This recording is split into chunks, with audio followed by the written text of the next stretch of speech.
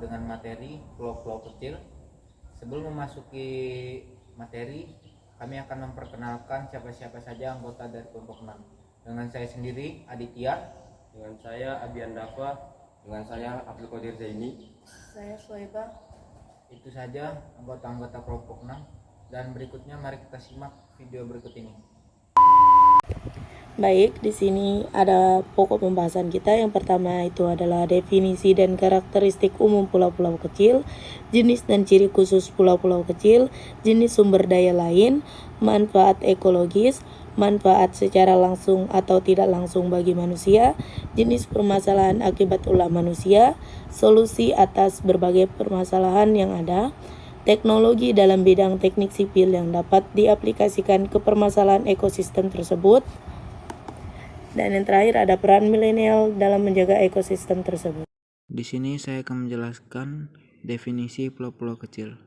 Pulau-pulau kecil didefinisikan berdasarkan dua kriteria utama, yaitu luasan pulau dan jumlah penduduk yang menghuninya. Definisi pulau-pulau kecil yang dianut secara nasional sesuai dengan Keputusan Menteri Kelautan dan Perikanan Nomor 41 Tahun 2000.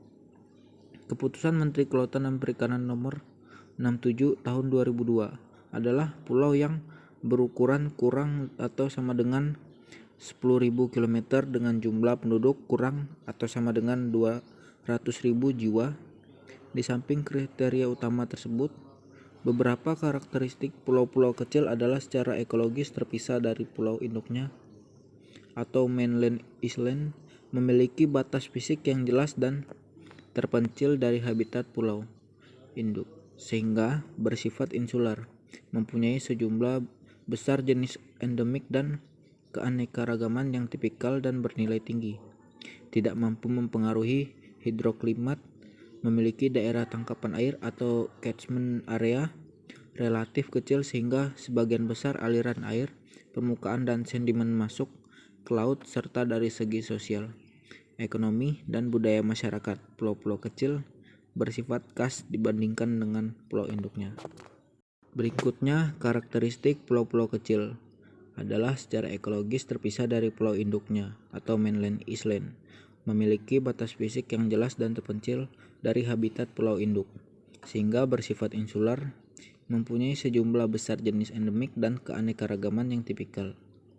Karakteristik pulau-pulau kecil, perbedaan dalam proses pembentukan pulau-pulau kecil tentu akan mengakibatkan perbedaan karakteristik pada pulau-pulau kecil. Karakteristik dari pulau kecil antara lain secara ekologis terpisah dari pulau induknya atau mainland island, memiliki batas fisik yang jelas dan terpencil dari habitat pulau induk, sehingga bersifat insular, mempunyai sejumlah besar jenis endemik dan keanekaragaman yang tipikal bernilai tinggi. Ya, di sini saya akan menjelaskan beberapa jenis dan ciri khusus pulau-pulau kecil. Pulau-pulau kecil memiliki beragam jenis dan ciri khusus yang membedakan dari pulau-pulau besar. Berikut adalah beberapa jenis ciri khusus pulau-pulau kecil. Yang pertama itu ukuran. Pulau-pulau kecil pada umumnya memiliki ukuran yang lebih kecil dibandingkan dengan pulau-pulau besar. Mereka seringkali hanya memiliki beberapa kilometer persegi atau bahkan hanya beberapa ratus meter persegi. Dan yang kedua itu isolasi. Pulau-pulau kecil cenderung terisolasi dari daratan utama atau pulau-pulau besar lainnya. Mereka mungkin terletak di tengah laut atau jauh dari pantai utama. Karena isolasi ini, pulau-pulau kecil seringkali memiliki ekosistem yang unik dan spesies endemik yang tidak ditemukan di tempat lain. Yang ketiga, ketergantungan pada sumber daya alam. Pulau-pulau kecil seringkali sangat tergantung pada sumber daya alam untuk kehidupan mereka. Mereka mungkin mengandalkan perikanan, pertanian, atau pariwisata sebagai sumber pendapatan utama. Dan yang keempat, kehidupan laut yang kaya. Pulau-pulau kecil seringkali dikelilingi oleh perairan yang kaya akan kehidupan laut. Mereka akan dapat menjadi tempat yang ideal untuk menyelam, snorkeling, atau kegiatan lain yang berkaitan dengan laut. Dan yang kelima, kerentanan terhadap perubahan iklim. Pulau-pulau kecil rentan terhadap perubahan iklim, seperti kenaikan permukaan air laut, badai tropis, dan erosi pantai. Perubahan ini dapat memiliki dampak serius pada kehidupan dan mata pencarian penduduk pulau. Dan yang keenam, kehidupan masyarakat yang kecil. Pulau-pulau kecil umumnya memiliki populasi yang kecil. Hal ini dapat menciptakan komunitas yang erat dan saling bergantung satu sama lain. Kehidupan masyarakat di pulau-pulau kecil seringkali memiliki keunikan budaya dan tradisi yang khas. Dan yang terakhir, potensi pariwisata. Pulau-pulau kecil seringkali memiliki keindahan alam yang menarik dan menjadi tujuan wisata yang populer. Pantai berpasir putih, terumbu karang, dan kehidupan laut yang beragam adalah daya tarik utama bagi para wisata. Baik, selanjutnya ada jenis-jenis sumber daya. Sumber daya hayati, sumber daya perikanan, dan sumber daya nirhayati. Sumber daya hayati terdapat terumbu karang, padang lamun, dan hutan mangrove. Terumbu karang sendiri adalah ekosistem laut yang terdiri dari koloni organisme karang yang hidup bersama dengan berbagai jenis hewan laut dan tumbuhan. Terumbu karang terbentuk dari kerangka-kerangka yang terbuat dari kalsium karbonat yang dihasilkan oleh polip karang. Baik, kita masuk di materi padang lamun. Padang lamun adalah ekosistem laut yang terdiri dari padang rumput laut yang tumbuh di perairan dangkal, terutama di daerah tropis dan subtropis. Padang lamun terdiri dari tumbuhan lamun yang hidup di dasar laut yang berpasir dan berlumpur. Lamun adalah jenis tumbuhan laut yang memiliki akar, batang, dan daun yang mirip dengan tumbuhan darat. Padang lamun memiliki peran penting dalam menjaga keseimbangan ekosistem laut, seperti habitat dan perlindungan. Padang lamun menyediakan habitat dan tempat perlindungan bagi berbagai spesies laut seperti ikan, udang, kepiting, dan moluska. Lamun juga berperan sebagai tempat bertelur bagi beberapa spesies ikan. Sebagai penyaring air, lamun memiliki akar yang kuat dan daun yang lebat sehingga mampu menyaring air dan mengurangi kekeruhan air. Hal ini membantu menjaga kualitas air laut dan mendukung kehidupan organisme lainnya. Masuk di hutan mangrove. Hutan mangrove adalah ekosistem hutan yang tumbuh di wilayah pesisir, terutama di daerah tropis dan subtropis. Hutan mangrove ditandai oleh keberadaan pohon-pohon mangrove yang khas, yaitu tumbuhan yang dapat hidup di daerah pasang surut dan tergenang air asin. Baik, selanjutnya ada sumber daya perikanan. Secara ekologis, pulau-pulau kecil di daerah tropis dan subtropis sangat berasosiasi dengan terumbu karang. Dengan demikian, di kawasan ini memiliki spesies-spesies yang menggunakan karang sebagai habitatnya, yaitu ikan ekonomis penting seperti kerapu, nepleon, kima raksasa, teripang, dan lain-lain. Sehingga komoditas seperti ini dapat dikatakan sebagai komoditas spesifik pulau kecil. Ciri utama komoditas tersebut adalah memiliki sifat penyebaran yang bergantung pada terumbu karang sehingga berkelanjutan stoknya dipengaruhi oleh kesehatan karang. Baik, kita masuk di sumber daya nirhayati. Di sini ada pertambangan dan energi kelautan. Pertambangan sendiri merujuk pada sumber daya alam yang ditemukan di dalam bumi dan tidak memiliki sifat organik atau kehidupan. Sumber daya ini terbentuk melalui proses geologi yang melibatkan mineral, logam, batuan, dan bahan tambang lainnya. Baik, kita masuk di energi kelautan. Sumber daya nirhayati energi kelautan merujuk pada potensi energi yang dapat diekstraksi dari laut dan lautan. Sumber daya ini tidak melibatkan kehidupan organik, tetapi berfokus pada energi yang dihasilkan oleh fenomena alam seperti gelombang, arus laut, perbedaan suhu, dan pasang surut. Baik, di sini ada manfaat ekologis pulau-pulau kecil. Secara ekologis, ekosistem pesisir dan laut pulau-pulau kecil berfungsi sebagai pengatur iklim global, siklus hidrologi dan geokimia, penyerap limbah, sumber plasma nutfah, sumber energi alternatif, dan sistem penunjang kehidupan lainnya. Selanjutnya, kita masuk di manfaat secara langsung dan tidak langsung pulau-pulau kecil.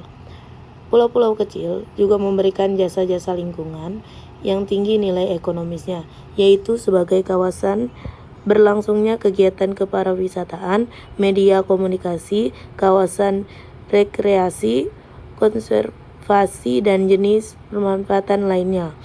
Jenis-jenis pariwisata yang dapat dikembangkan di kawasan pulau-pulau kecil adalah wisata bahari, wisata terestrial, dan juga wisata kultural. Secara tidak langsungnya kita dapat mendefinisikan sebagai fungsi pertahanan dan keamanan. Dari sudut pertahanan dan keamanan, pulau-pulau kecil, terutama di perbatasan, memiliki arti penting sebagai pintu gerbang keluar masuknya aliran orang dan barang, misalnya di Sabang, Sebatik, dan Batam, yang juga rawan terhadap penyelundupan barang-barang ilegal. Permasalahan di dalam pulau-pulau kecil. Di dalam pulau-pulau kecil sering menghadapi sejumlah permasalahan yang unik. Berikut adalah beberapa permasalahan umum yang dihadapi oleh pulau-pulau kecil, beserta solusi yang mungkin dapat diterapkan. Yang pertama, perubahan iklim dan kenaikan permukaan air laut. Pulau-pulau kecil sangat rentan terhadap perubahan iklim, termasuk kenaikan permukaan air laut. Solusi yang mungkin bisa diterapkan adalah pengurangan emisi gas rumah kaca, pengembangan infrastruktur tangguh terhadap iklim, dan pengelolaan pantai yang baik. Yang kedua, keterbatasan sumber daya. Pulau-pulau kecil sering menghadapi keterbatasan sumber daya seperti air bersih, energi, dan pangan. Solusi yang mungkin dapat diterapkan adalah pengembangan teknologi ramah lingkungan untuk menghasilkan energi terbarukan, pengelolaan air yang efisien, dan diversifikasi sumber pendapatan melalui pertanian berkelanjutan atau pariwisata. Yang ketiga, kerentanan terhadap bencana alam. Pulau-pulau kecil sering menghadapi risiko bencana alam seperti badai tropis, gempa bumi, atau tsunami. Solusi yang mungkin dapat diterapkan adalah pengembangan sistem peringatan dini yang efektif, pembangunan infrastruktur yang tahan bencana, dan peningkatan kapasitas masyarakat dalam menghadapi bencana. Yang keempat, ketergantungan pada sektor ekonomi yang terbatas. Pulau-pulau kecil sering menghadapi ketergantungan pada sektor ekonomi yang terbatas, seperti perikanan atau pariwisata. Solusi yang mungkin dapat diterapkan adalah diversifikasi ekonomi melalui pengembangan industri kreatif, pertanian berkelanjutan, atau pengembangan sumber daya manusia melalui pendidikan dan pelatihan. Yang kelima, akses terbatas ke layanan dasar.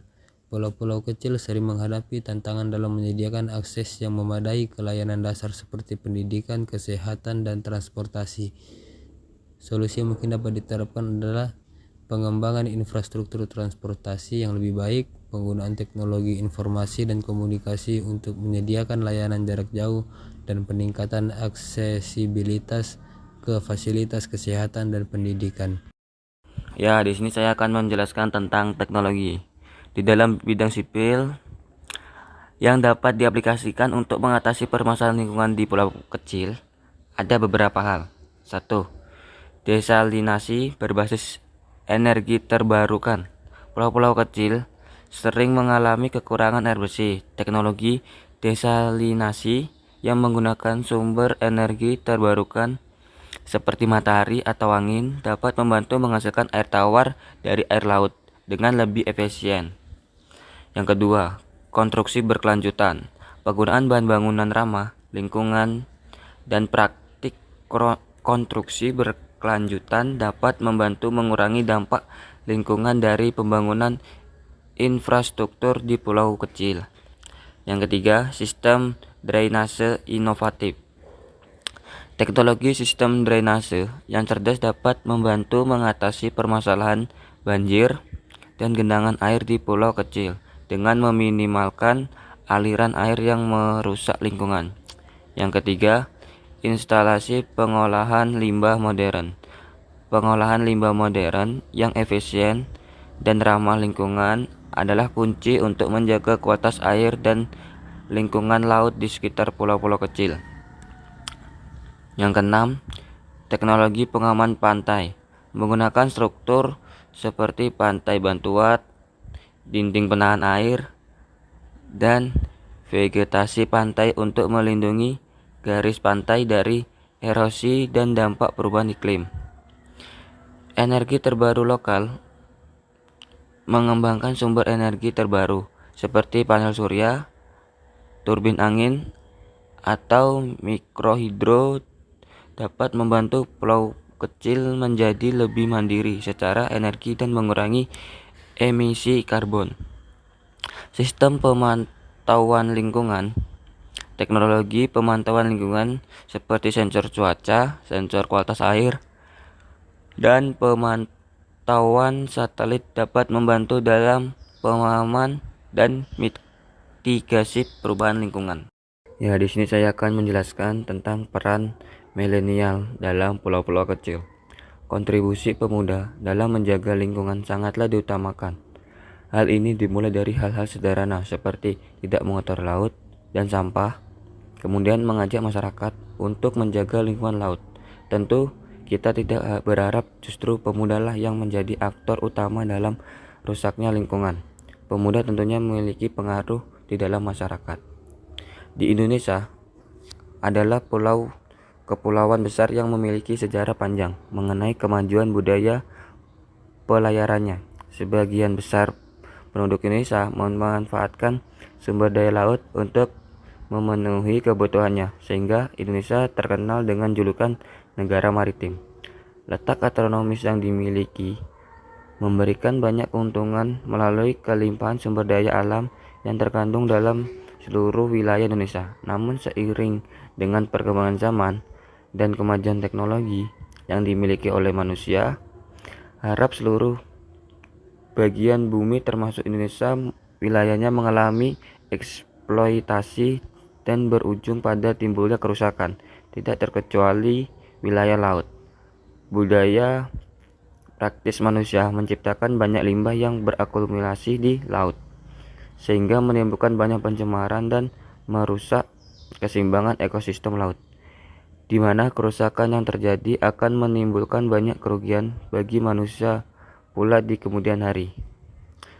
Terlalu banyak kerusakan yang terjadi sehingga dibutuhkan banyak upaya konservasi yang lebih dari peran milenial agar manusia segera menyadari pentingnya konservasi demi kebaikan bersama.